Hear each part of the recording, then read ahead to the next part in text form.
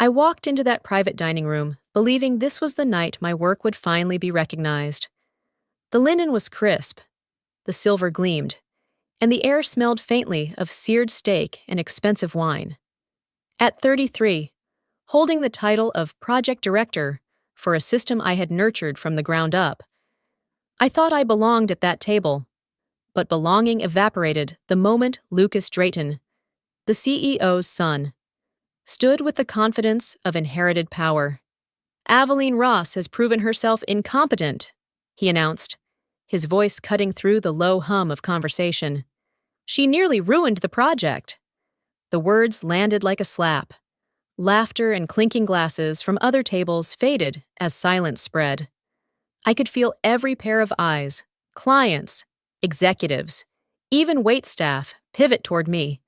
My mouth opened, but nothing came. My chest tightened, my tongue heavy, my body frozen in place. Lucas went on, his tone dripping with manufactured regret. "We cannot allow her mistakes to endanger this deal. Effective immediately. She is no longer with us." That was it. No meeting, no warning, no dignity. Just a public execution of my career in front of people whose respect I had worked a lifetime to earn. Heat crawled up my neck, yet my hands shook with cold. I wanted to fight, to shout, to prove him wrong, but fear of seeming desperate chained me to silence. The client's expressions told their own story: discomfort, confusion, and pity. One man shifted awkwardly in his chair. Another avoided my gaze entirely. I gathered my purse with trembling fingers, rising slowly, as though moving underwater. My legs felt weightless, detached, like they no longer belonged to me. I whispered an apology no one acknowledged, my voice cracking on the way out. If you've ever been humiliated at work or had someone steal credit for your efforts, hit that like button and share your story in the comments. I want to know I'm not alone. Don't forget to take care of yourself by exercising every day and follow me until the end of this story. And then, I noticed him at the next table, a silver-haired man in a navy suit, posture straight, eyes unflinching. He had been watching the entire scene, not with idle curiosity, but with a focus so sharp it pierced through my fog of shame. His expression carried no pity, only something closer to calculation, like he had just witnessed more than humiliation. I didn't know his name yet, Magnus Hale, but I felt his gaze follow me as I walked out, every step echoing the death of one chapter. And, though I could not see it then, the birth of another. The cool night air hit my face the moment I stepped out of the restaurant, but it did nothing to cool the fire burning in my cheeks. My eyes stung, and though I tried to blink the tears back, they spilled anyway, hot and humiliating. The door closed behind me, muffling the murmur of conversations that had carried on after my very public dismissal. For a moment, I just stood there on the sidewalk, clutching my purse like it was the last thing tethering me to reality.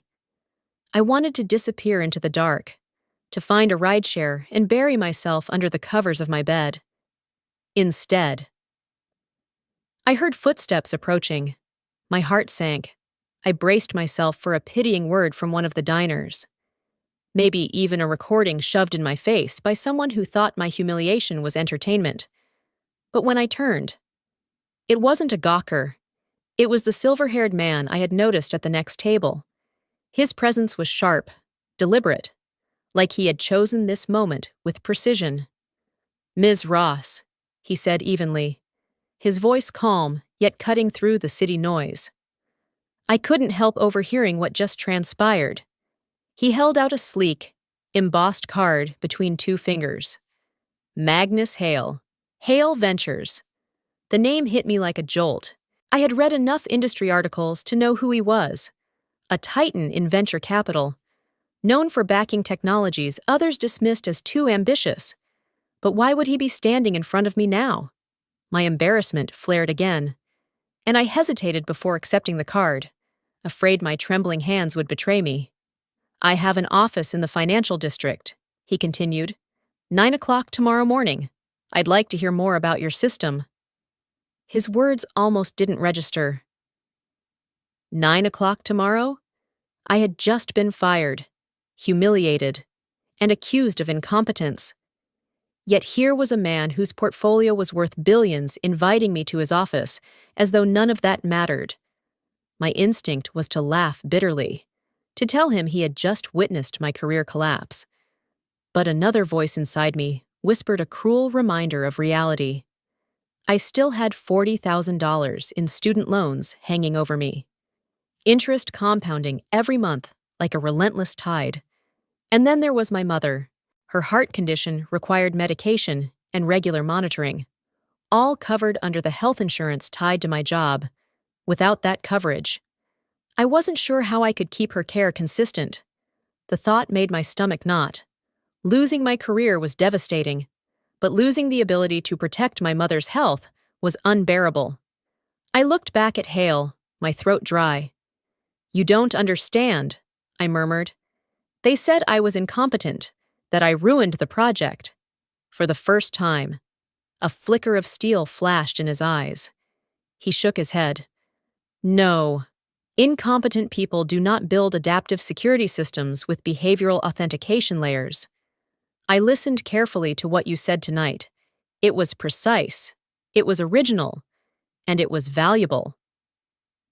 The blunt certainty in his tone startled me more than his words. He wasn't comforting me. He wasn't offering pity. He was stating a fact, as though he had already weighed and measured me, and found my worth undeniable. A flush of curiosity cut through the haze of shame. Why would a man like Magnus Hale take such an interest in me? The card in my hand felt heavier now, embossed letters pressing into my palm like a challenge. I still burned with humiliation. But beneath it, another sensation stirred, an unfamiliar pull toward possibility. I didn't know if I had the strength to show up at his office in the morning, but part of me already knew I would. That night, after Magnus Hale's card sat like a burning ember in my purse, I found myself drifting back to the girl I used to be. Before titles and contracts, before boardrooms and betrayals, I was just a quiet kid in a cramped suburban bedroom, staring at the glow of an old second-hand computer my parents could barely afford. Other girls pinned posters of pop stars on their walls. Mine were covered with sticky notes filled with half-written code, variables scratched in different colors, algorithms that made sense only to me.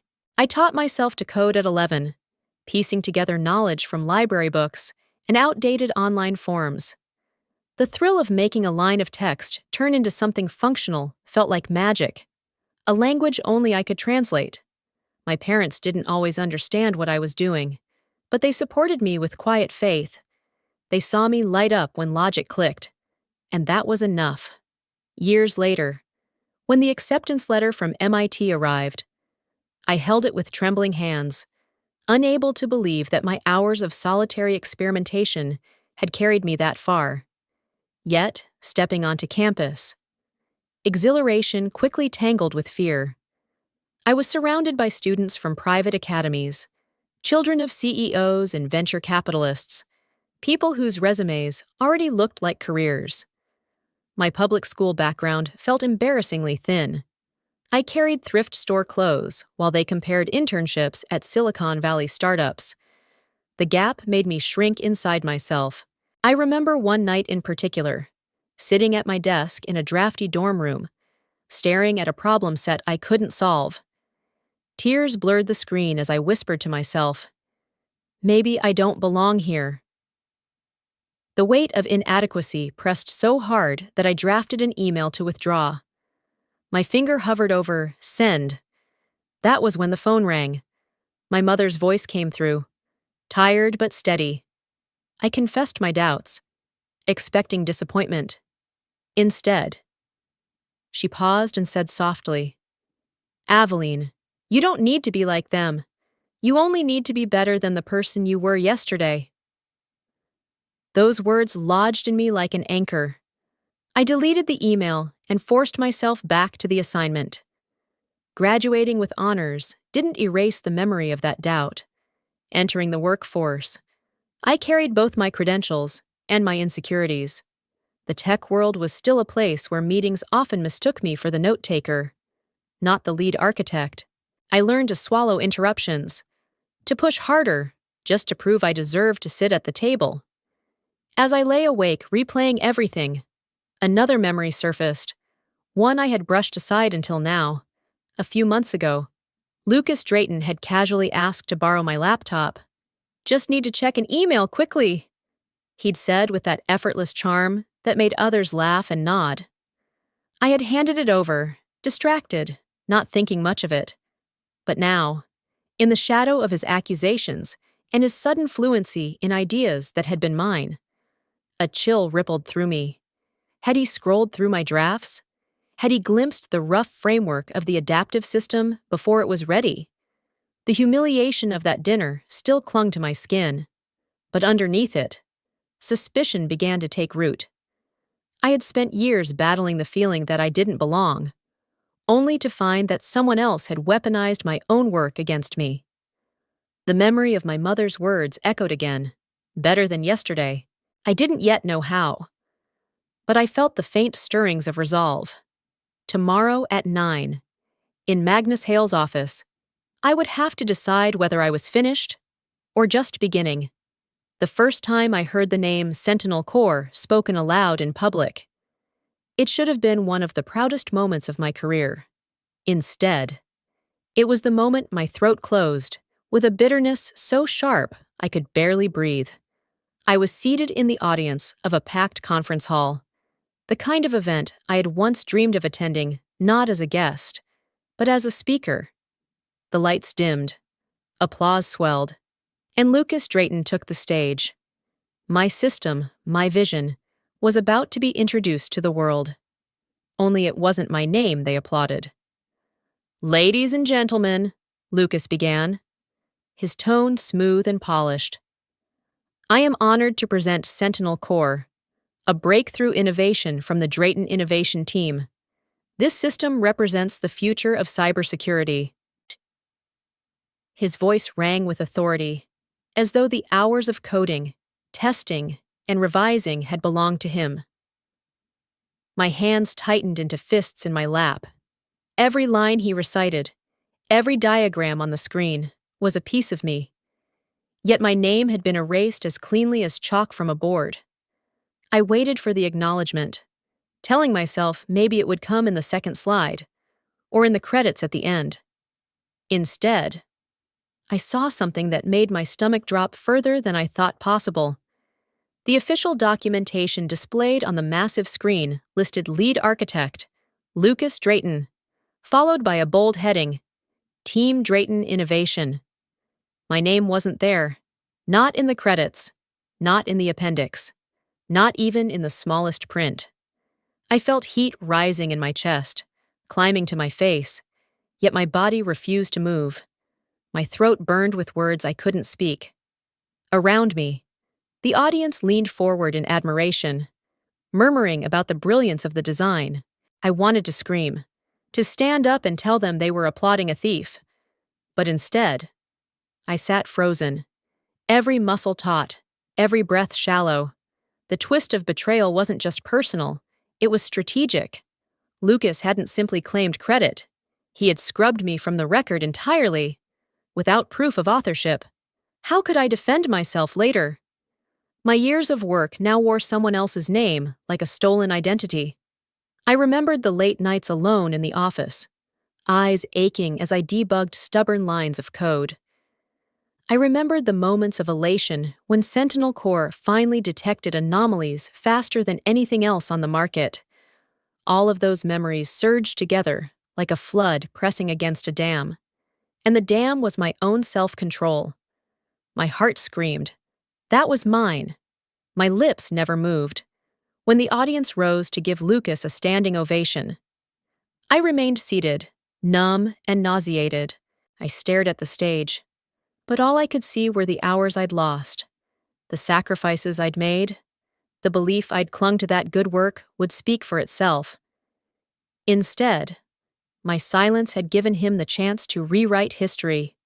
As the lights brightened and people rushed forward to shake Lucas's hand. I slipped out of the row, my chest tight, my pulse thundering. Each step toward the exit felt heavy with swallowed rage. My jaw ached from clenching it shut. I wanted to break down, but I forced myself to keep walking. The humiliation was complete, but the fury burning underneath refused to die. Outside, the cold air hit me again, a cruel reminder of the contrast between the applause inside and the invisibility waiting for me out here.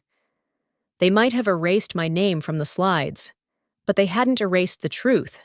Sentinel core lived in me, and no matter how deep they buried my contribution, I knew one thing with bone-deep certainty. This silence would not last forever. The morning after the conference, I woke to the shrill ping of my inbox. For one suspended second, I hoped it might be a message of support, maybe a colleague who had seen through the performance on stage. Instead, the subject line made my stomach drop. Termination and confidentiality notice. My hands shook as I opened it. The words bled together on the screen. But the message was clear. The legal department of Drayton Systems was formally accusing me of data theft. They claimed I had attempted to remove proprietary code without authorization, a violation that not only justified my firing, but also triggered their strictest penalties. Worse still, the email reminded me of the 24-month non-compete clause buried in my contract. 2 years in which I would be legally barred from working on any comparable security systems, effectively exiling me from the only field I had ever known. 2 years. My chest tightened as the number echoed in my head. In 2 years, student loan interest would balloon far beyond the $40,000 I already owed. In 2 years, my mother's fragile heart condition might worsen, and without stable insurance, her medical care would become impossible to maintain. I pictured her medication bottles lined up on the kitchen counter, each one a reminder that my paycheck wasn't just mine, it was her lifeline. I pressed the heels of my hands into my eyes, but the despair didn't lift. I had given this company everything: late nights, missed birthdays, years of loyalty, and now they painted me as a thief. The weight of it pressed down until I could hardly breathe. If the non-compete held, I couldn't work in cybersecurity anywhere. And without work, the loans and hospital bills would swallow me whole. I scrolled further, my stomach souring with every line. That was when I saw it. Annex 17. It was referenced as proof of their airtight case, attached as a scanned document. I opened it, expecting to see my own signature. What I found made the room spin. The annex laid out additional restrictions beyond the standard contract, expanded definitions of intellectual property, harsher penalties for breach, and a clause that bound me specifically from asserting ownership of derivative technologies. And at the bottom, in neat digital ink, was the CEO's signature, but not mine. I stared at the empty line where my name should have been, then back at the screen. According to the metadata, the document had been executed months earlier, yet I had never seen this annex, never agreed to it, never signed it. Still, there it was, sitting in my personnel file as if it had been part of my contract all along. A cold wave of dread coursed through me. They hadn't just stolen my work. They had fabricated a cage to keep me from reclaiming it. My pulse hammered in my ears as I realized how impossible the situation looked from the outside. Lucas had erased my name from Sentinel Core. Now the company had paperwork proving that any claim I made would be invalid. I dropped my head into my hands. Despair pressed heavier than any humiliation I had felt at the restaurant. At least then. I had been able to tell myself I still knew the truth. But here, the truth itself was being rewritten with signatures and clauses I had never touched. My mother's voice echoed in memory, reminding me to be better than yesterday. But I couldn't see a path forward. Every option led to ruin, poverty, lawsuits, or the slow erosion of everything I had built. I closed the laptop and sat in silence, listening to the hum of my refrigerator and the faint traffic outside. Life was carrying on without me, indifferent to the collapse of mine. I felt like I was standing on the edge of a cliff, the ground crumbling beneath me. For the first time, I wondered if the fight was already lost. The next morning, I walked into the gleaming lobby of Hale Ventures with my stomach twisted into knots. Marble floors stretched beneath vaulted ceilings, polished to such a shine that my reflection stared back at me with red-rimmed eyes and a face that still carried the exhaustion of too many sleepless nights. I felt small in that space, like an imposter sneaking into a world that didn't belong to me. Yet clutched in my hand was the embossed card Magnus Hale had given me, the reason I had forced myself out of bed. His assistant led me through a glass corridor, her heels clicking like a metronome to my heartbeat. When she opened the door to his office, I found him already standing by the window, framed by the city skyline. He was exactly as he had appeared in the restaurant: silver hair, sharp suit, posture radiating control. I braced for the cutting dismissal I half expected. Instead, he gestured toward a chair. "Ms. Ross, please." His tone was even, precise, like a man accustomed to being obeyed. I sat, gripping the strap of my purse to keep my hands from shaking. "If you came here to tell me what I already know, that my career is over, you're wasting your time," I muttered, the bitterness leaking out before I could stop it. He studied me for a long moment. "That's not why you're here. You built Sentinel Core. I know it. And so do you. The rest is just theater." The certainty in his voice jolted me. No one had said those words since this nightmare began. For a fragile second, something in my chest stirred. Relief. Maybe even hope. But then I remembered the email. The legal threats. Annex 17. My brief spark dimmed. "They've locked me out," I whispered. "They claim I stole from them. And the contract says I can't work in this field for 2 years. I can't fight that." Magnus walked to his desk and tapped a tablet. "Actually, you can. My legal team reviewed your documents overnight. Annex 17 is unenforceable. It was never approved by the board of directors, which makes it void under corporate law." I blinked. "What?" He turned the screen toward me. It displayed a meticulous analysis, citations highlighted in yellow. They tried to tighten the chains, but in their haste, they skipped procedure. Without board ratification, Annex 17 is nothing but paper. They can wave it around. But in court, it collapses. For a moment, I couldn't breathe. I traced the words on the screen, my pulse hammering. Could it be true? Had the cage they built around me already cracked? The despair that had nearly drowned me last night loosened its grip, replaced by a thin thread of possibility. Magnus leaned closer, lowering his voice. "You're not here because I feel sorry for you. I don't invest in pity, I invest in talent, and from what I've seen, you're a builder, not a thief. The question is whether you're ready to prove it." I swallowed hard. His words carried weight, but they also carried risk. If I stepped forward, I could still face lawsuits, still lose everything. Yet the alternative: 2 years of silence, debt crushing me, my mother's care at risk, felt like slow death. I closed my eyes, hearing my mother's voice echo from years ago. "You only need to be better than yesterday." That fragile memory stitched itself to this fragile hope, pulling me upright again. When I opened my eyes, Magnus was still watching, unblinking. "Then let's prove it," I said softly, though my voice trembled. For the first time in days, I felt like I had spoken not from despair, but from choice. When Magnus Hale asked if I was ready to lead a new division under his banner, the word "yes" slipped out before fear could stop it. The sound of my own voice startled me. For days, I had been drowning in humiliation, despair, and self-doubt. Now, somehow, I had just agreed to step into the unknown. My palms were damp as I shook his hand, but beneath the tremor was a surge of something stronger: resolve. Magnus didn't waste time. "You'll have full authority," he said. "No endless approvals, no committees slowing you down. If you make a decision, it stands." Those words alone felt revolutionary.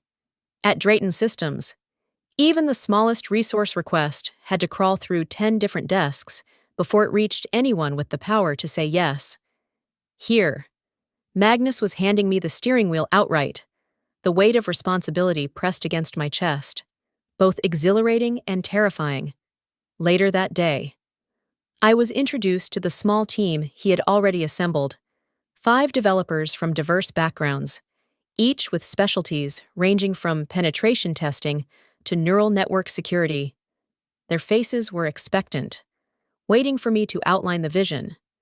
My voice wavered at first, but I laid out the foundations of Sentinel Core, describing the adaptive layers, the triple verification model, and the behavioral component that had set my design apart. They listened closely, and for the first time in months, I wasn't interrupted or dismissed. I was heard. Still, the pressure gnawed at me. Could I really rebuild what had taken 18 months at Drayton in just weeks? Could I carry this team and prove myself while the shadow of Lucas loomed so large? The determination inside me was sharp, but it trembled like glass under strain. During a late-night strategy session, as the others discussed architecture diagrams across glowing monitors, one of the engineers, Daria, a sharp-eyed systems analyst, pulled me aside. "There's something you should know," she whispered. My stomach tightened. "What is it?" She hesitated before continuing. "One of our contacts inside Drayton said Lucas has a partial copy of your original drafts from your personal drive." The words hit me like ice water. My mind raced back to that moment when Lucas had borrowed my laptop under the pretense of checking an email. My gut clenched. He hadn't just stolen credit. He had stolen fragments of the actual code. But Daria wasn't finished. "It's incomplete," she added quickly. "He doesn't have the behavioral identification algorithm. Apparently, he's been struggling to replicate it. They say he doesn't understand how it integrates into the anomaly detection core." Relief and dread collided inside me. The behavioral algorithm was the heart of the system, the piece that made Sentinel Core truly adaptive. Without it, Lucas had a hollow shell, but with enough resources, he might eventually brute force a version that worked. My advantage wasn't in the files, it was in me. The algorithm existed only in my head, scribbled once on a notebook I had since burned after transferring the logic into code. I drew in a shaky breath. The thought that Lucas had violated my trust so directly reignited the old sting of betrayal. But it also clarified something important. They could steal my drafts, smear my name, even invent contracts I had never signed. But they couldn't replicate what lived in my memory. The instincts I had honed through years of work. I looked back at Daria, my voice steadier than I felt. "Then that's what we build on. They can chase shadows. We'll create the real thing." As I walked back to the glowing screens and my waiting team, determination hummed beneath the surface of my fear. I was still trembling inside, still uncertain whether I was enough. But I also knew this. For the first time in a long time, the fight wasn't slipping through my fingers. It was just beginning. The days blurred into nights, and the nights back into days. Under the fluorescent glow of Hale Ventures' lab, time lost its meaning. We had organized the team into rotating shifts, so someone was always at the terminals, coding, testing, or monitoring performance. It was a relentless cycle, and I found myself staying through multiple shifts, refusing to leave even when the exhaustion turned my vision hazy. More than once, I woke to the sound of keyboards clicking. My body curled uncomfortably on the office sofa with a half-empty coffee cup still balanced on the floor beside me. The pressure was unrelenting. 6 weeks to rebuild what had once taken me 18 months. And not just rebuild, but improve it enough to eclipse whatever Lucas presented. The weight of every second pressed down on my shoulders. Each delay felt catastrophic, each bug a personal failure.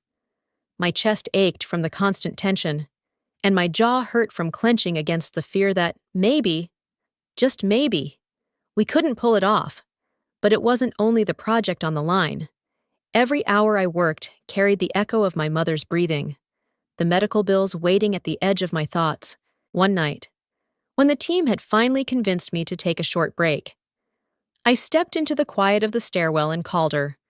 The familiar hiss of her oxygen machine came through first, followed by her voice, soft but steady. "Don't give up.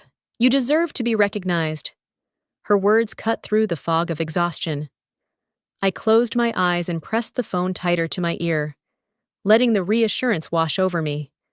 For a brief moment, I wasn't the woman racing against an impossible clock or the professional branded a thief. I was just her daughter, holding on to the voice that had steadied me since I was a girl. When I returned to the lab, the air felt a little lighter, though the grind remained merciless. We pushed forward, fixing integration issues, testing anomaly detection, rewriting code for efficiency. Every improvement mattered, but the deadline loomed like a ticking bomb none of us could defuse. Then came the twist I hadn't expected. While reviewing access logs one night, my eyes caught something that made my pulse spike.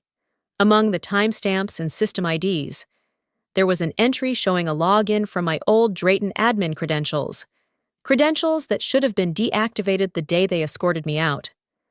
My fingers hovered over the screen, trembling. The log showed that the account had accessed my personal development environment. Files I thought were secure. Files I thought were mine. The realization made my skin crawl. Lucas! It had to be him. He must have exploited his administrative authority before my departure to slip past the safeguards and copy my drafts. Anger flared hot in my chest, but it tangled with dread. How much had he taken? How much did he understand? My thoughts raced through every module, every script I had left behind. Yet even as panic clawed at me, I clung to the one shred of reassurance. The behavioral algorithm wasn't there. That code had lived only in my head, reconstructed from years of intuition and trial. He could copy lines, but not the essence. Still, the knowledge that he had invaded my space left me shaken. It wasn't just theft, it was violation. A reminder of how little control I had once held at Drayton. Sitting alone in the lab, staring at the glowing screen, the suffocating pressure closed in again. The deadline, my mother's health, the betrayal, the intrusion. It all pressed against me at once, stealing the air from my lungs. And yet, beneath the crushing weight, a single thought pushed through. If Lucas was fighting dirty, then the only way forward was to outpace him with truth. With brilliance he couldn't replicate. My fear was real, but so was my determination, even as exhaustion dragged me down. I rose from the chair and went back to the whiteboard. Sentinel Core wouldn't just survive this, it would become undeniable. The headline appeared on every major tech outlet by sunrise. Drayton Systems poised to secure $3 billion government contract. My chest constricted as I scrolled through article after article, each one plastered with Lucas Drayton's face. The captions praised him as a visionary, the youngest security architect to ever lead a national defense initiative. My throat tightened until I thought I might choke. There he was, smiling under the spotlight, wearing the confidence that came with stolen work. My work. The system he was parading had been born from nights I spent hunched over a keyboard, driven by nothing more than stubborn belief. Now it had his name on it, and the world was applauding. Every line I read made my pulse race faster. $3 billion. Largest contract in cybersecurity history. Lucas Drayton, the industry's rising star. I felt sick, like the ground beneath me had shifted and I was sliding toward a cliff I couldn't stop. The team around me worked quietly, but I could feel their eyes flicking toward me, gauging my reaction. My palms were slick against the glass of my phone, and I had to set it down before I shattered it. That night, Magnus called me into his office. He closed the door behind us, his expression unreadable. I braced for bad news, expecting him to say what I already feared, that Drayton's momentum was unstoppable, that their publicity machine would drown out whatever we built. Instead, he tapped the corner of a thick folder on his desk. "We've been digging," he said, "and we found something you need to know." I leaned forward, my heart hammering. "There's a clause buried deep in the government's procurement framework," Magnus explained, his voice calm but deliberate. "For contracts of this size, the system's original author must validate the final implementation. Without that confirmation, the contract is automatically voided." For a moment, the words didn't register. Then they did, and my stomach lurched. "What do you mean? The original author?" Magnus met my eyes. "It means you, Aveline, not Lucas, not Drayton. You're the only one who can legally authenticate Sentinel Core."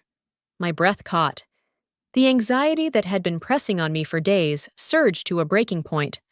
On one hand, it meant Lucas's empire rested on a fault line he didn't even know existed. On the other, it meant I was now the crack in the dam. If they discovered this clause, they would come for me, legally, publicly, maybe even personally. I was both the threat and the target. I tried to speak, but my voice cracked. "So, if they sign this deal, and my name isn't on it, it collapses," Magnus finished, his tone steady. $3 billion, gone, overnight. I pressed a hand against my chest, trying to slow my breathing. The number echoed in my head, impossibly large, impossibly heavy.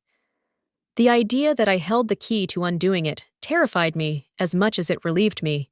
Anxiety buzzed under my skin like static, filling every inch of me. Magnus leaned back in his chair, his gaze sharp. "This is why Lucas tried so hard to erase you. He may not even realize this clause exists, but someone at Drayton must have suspected. That's why Annex 17 was fabricated. They wanted you bound and silent before the contract reached this stage." The puzzle pieces clicked together. But instead of clarity, all I felt was the suffocating weight of expectation. My mother's voice echoed faintly in my memory. "Don't give up. Con A. You deserve to be recognized." But what if recognition destroyed me? What if stepping forward meant being dragged into a legal war I couldn't afford? I clenched my fists until my nails bit into my palms. Fear coursed through me. But beneath it, something else stirred, a fragile conviction that maybe, just maybe, I wasn't as powerless as I felt. Still, the anxiety didn't let up. I walked out of Magnus's office with my heart pounding like a drum, knowing that every breath from here on carried the weight of $3 billion. The auditorium was packed, every seat filled with government officials, industry leaders, and journalists. I sat in the wings with my team, my hands clenched so tightly my knuckles blanched. Lucas stood on stage, perfectly framed by the spotlights. His voice carried across the room with the confidence of a man who had never known doubt. "Today," he announced, "Drayton Systems unveils the future of national defense, Sentinel Core, the most advanced adaptive security framework in the industry." Applause thundered. My stomach twisted, though I forced myself to watch. His slides flickered across the massive screen, diagrams I knew by heart, phrases I had once scribbled in notebooks during sleepless nights. It was like seeing my own reflection stolen and distorted, polished into a performance meant to erase me. Then came the demonstration. Lucas initiated a series of standard attack simulations, the kind any mid-tier security product could repel. The system responded on cue, blocking and neutralizing threats in a way that looked impressive to the untrained eye. The audience murmured with approval, but when he pushed further, when his engineers triggered a more sophisticated exploit, The cracks appeared. Latency ballooned. The system lagged behind the attack, blocking some intrusions but missing others. Lucas glossed over the results with smooth words. But I saw it. So did anyone in the room with technical expertise.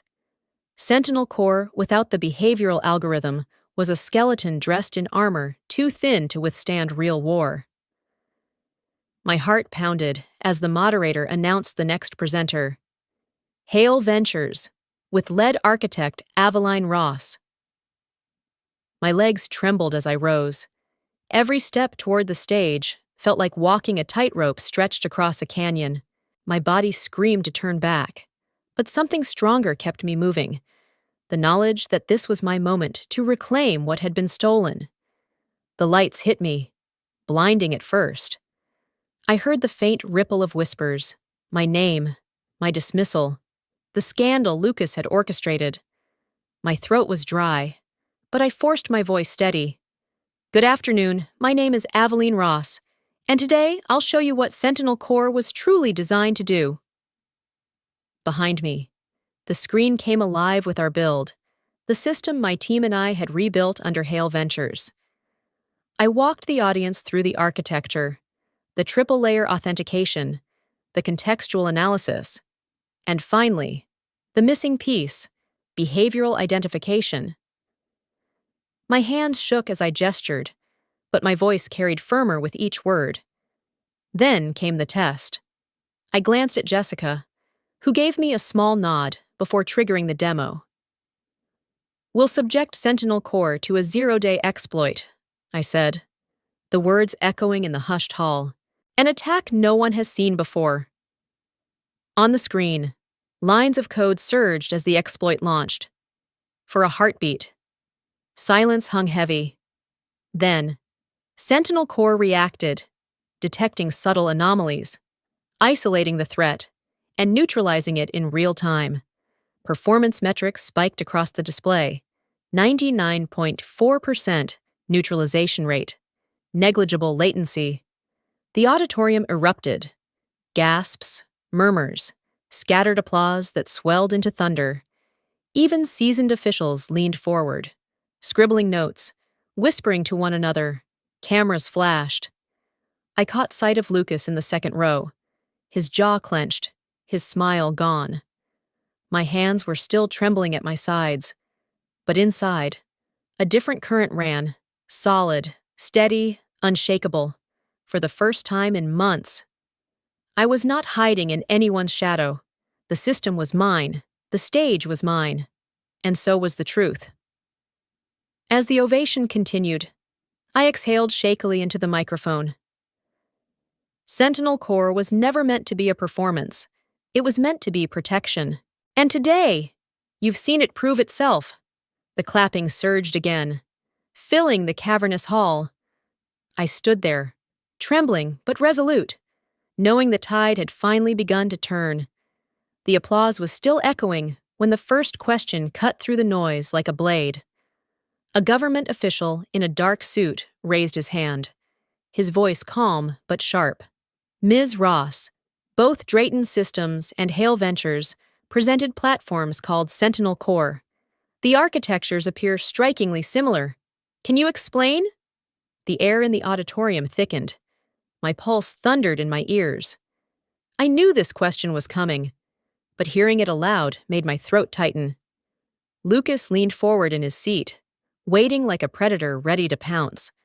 I steadied my breathing, gripping the podium so tightly my fingers ached. Yes, I said, my voice carrying more firmly than I felt. Both systems share foundational principles. Because those principles originate from academic work I published years before I ever joined Drayton Systems. Behind me, the screen lit up with 3 citations, MIT logos crisp at the top. Each paper bore my name, each predating my employment at Drayton. I turned back to the audience. These papers laid the groundwork for adaptive, behavior-based cybersecurity systems. The research was public, accessible to anyone. What distinguishes my current work with Hale Ventures is the behavioral algorithm. which has never been published or shared outside my personal research. A ripple of murmurs swept the room.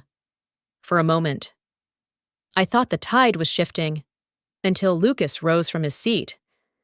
"Your Honor, if I may," he said smoothly, addressing the officials as though this were a courtroom. "Ms. Ross is a disgruntled former employee. Her claims of authorship are unverified. Sentinel Core was developed under my supervision at Drayton Systems. Any overlap in her so-called research is coincidental."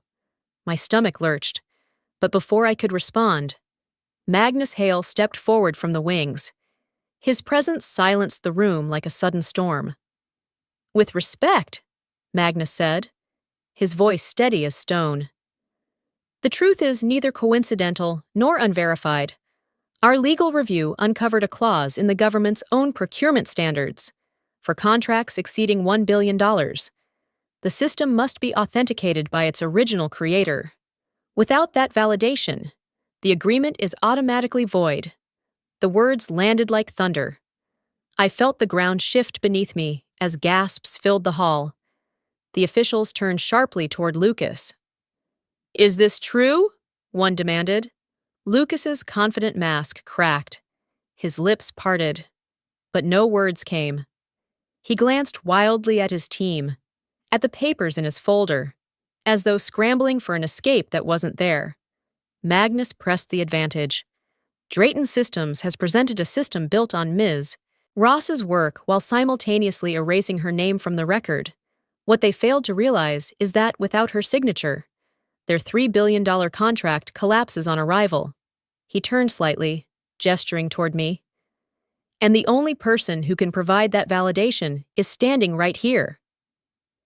The silence that followed was absolute. Lucas's face drained of color, his composure unraveling under the weight of the revelation. He stammered, "That clause, no, it can't." But the officials were already conferring, nodding gravely. One leaned into the microphone. "If Mr. Hale's assessment is correct, Drayton Systems' bid is disqualified pending legal review. We cannot proceed without proper authorship validation." The room exploded, journalists scrambling, flashes popping, whispers roaring. I stood frozen at the podium, my hands still trembling, but inside, a strange calm spread. The years of being silenced, dismissed, humiliated, all of it crystallized into this moment. Lucas sank back into his seat, shoulders slumped, the triumph he had paraded minutes earlier collapsing before my eyes. For the first time, I wasn't the one shrinking. He was. And though the tension still hummed through my veins, I realized I was no longer trembling from fear. I was trembling from the weight of justice finally breaking through. When the government's announcement came, it felt like air finally rushing into lungs that had been suffocating for months. Hale Ventures had secured the $3 billion contract. The headlines shouted the news across every publication. Drayton Systems disqualified amid authorship scandal. The story spread like wildfire. Lucas was suspended indefinitely pending internal investigation. His once flawless reputation shredded overnight. Within weeks, the pressure mounted so high that the CEO of Drayton Systems had no choice but to resign. The empire that had stolen from me was crumbling, and for the first time, I didn't feel like the one left in ruins. Winning the contract was more than a victory for Hale Ventures. It was validation for me. My name was on the official documents, listed not as a footnote, but as Chief Security Architect. Seeing those words in black and white, stamped with the authority of the government, lifted something off my shoulders I hadn't realized I had been carrying for years. But the true test of healing came 1 year later. I stood outside La Maison, the same 5-star restaurant where Lucas had humiliated me in front of clients, where I had walked out with mascara-streaked cheeks and the belief that my career was over. This time, I wasn't arriving as a disposable employee. I was hosting. The private dining hall buzzed with laughter and conversation as my team filled the long table. Jessica, Daria, Marcus, Rachel, and James, All of them had stood by me during those brutal weeks of rebuilding Sentinel Core. Together, we had turned betrayal into brilliance.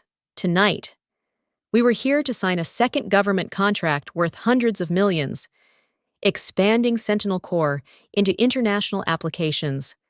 As the waiter poured champagne into tall glasses, I let myself soak in the symmetry of the moment. The same chandeliers that had once shone down on my public firing now illuminated my triumph. When the documents were passed across the table, my hand didn't tremble as I signed. Instead, I felt steady, powerful, at peace. The stakes that had haunted me were no longer chains around my neck.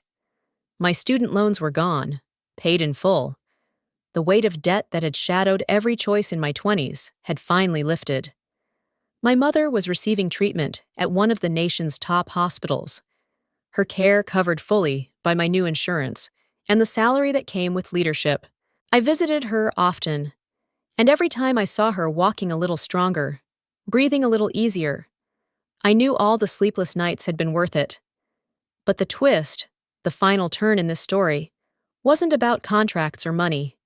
It was about what came next. During those long months of fighting to reclaim my work, I had met too many others with similar stories. Brilliant engineers dismissed, overshadowed, or silenced. Talented women and minorities whose contributions vanished under louder voices. Their pain mirrored my own, and I couldn't shake it. So, with Hale Ventures backing, I established the Ross Initiative for Emerging Engineers, a fund and incubator program designed to give overlooked innovators a platform, mentorship, and the recognition they deserved. The irony wasn't lost on me. The very place that had once been my site of shame was now the birthplace of something transformative. At Lamison, where I had once been humiliated, we announced the first cohort of the initiative. 11 young engineers stepped into a future I had once believed impossible, and for them, it was just beginning. As I looked around that night, at my team raising glasses, at my mother watching proudly from the corner, at the bright eyes of those just starting their journeys, I felt a sense of liberation deeper than revenge. Success had carried me full circle, but revenge was no longer the point. I realized then, the greatest victory isn't proving your enemies wrong. It's creating a world where no one has to fight the same battles alone. Success, I've learned, is not about tearing others down. It's about lifting people up. My story began with humiliation, but it ends here, with pride and freedom. If you've ever felt invisible, if your work was stolen or your voice silenced, know this: your story isn't over. Don't give up. Keep building, keep fighting, and one day, you'll stand in your own circle of triumph. If this journey resonated with you, share your thoughts in the comments. Hit the like button, pass this story to someone who needs hope, and subscribe for more stories of resilience and redemption.